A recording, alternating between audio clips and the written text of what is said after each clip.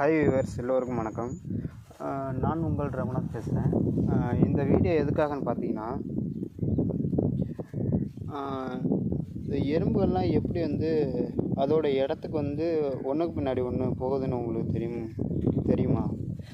அது என்னன்னு கேட்டிங்கன்னா, இந்த எறும்போடைய பின்பகுதியில் சுரக்கக்கூடிய ஒருவித